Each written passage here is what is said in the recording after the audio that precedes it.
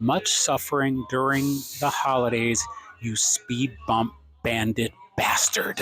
I need to interject before you continue watching this video. When I recorded this the other day, I was pretty angry at people who go around speed bumps, and therefore I called them bitter speed bump bastards or whatever it was, words to that effect.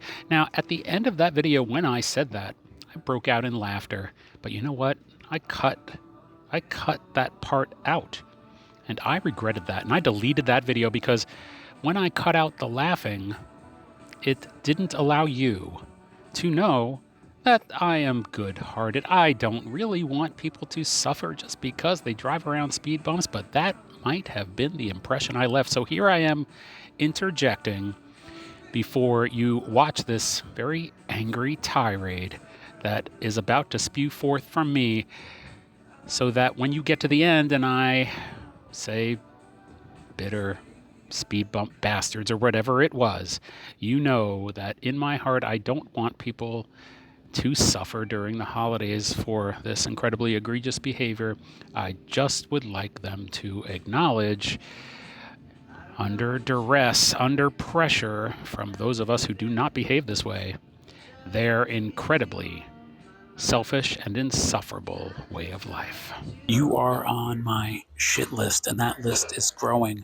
The latest addition to my shit list are people who live where I live, where there are speed bumps where I live, and where they put in these speed bumps to, I don't know, to keep people from speeding. People have now taken it upon themselves to drive around the speed bumps. This is not a public road. This is a road within a complex of co-ops, of condominiums. They drive around these speed bumps because I guess they need to get to their parking spot, I don't know, approximately 1/10 of a second sooner. When I see people take the absolutely antisocial, sociopathic, and if I'm going to go there on a Sunday morning, I'm going to say possibly psychotic action of driving around a speed bump, well, then you get onto my shit list. And in fact, a day quite recently, I was almost hit by one of these people because there is an area where the garbage is. If you are dropping off your garbage, I won't even get into what goes on in that area. That's for a different entry into this series.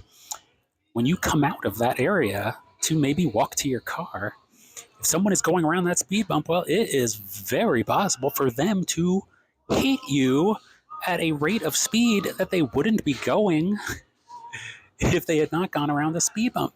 They would have been gone at a rate that probably would have resulted in hospitalization and injury.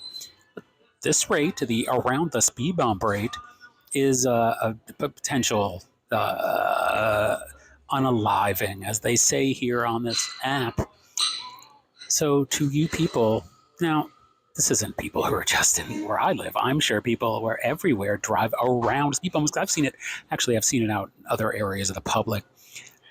People who decide that their choice of speed is their choice of speed. And we're not talking about speeding. That's, again, for another episode, not for this one. This is simply related to speed bumps.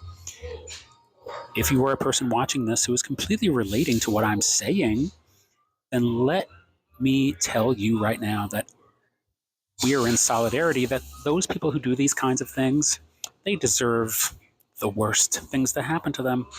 And while my empathy does kick in and I figure, hey, they got something going on in their life that just makes them need to do this in order to have some level of control. Everything else is out of control, but the one thing I can do is go around this speed bump and no one can stop me. That thought does occur to me, but in the moment, especially when I'm almost hit, I really do want them to suffer.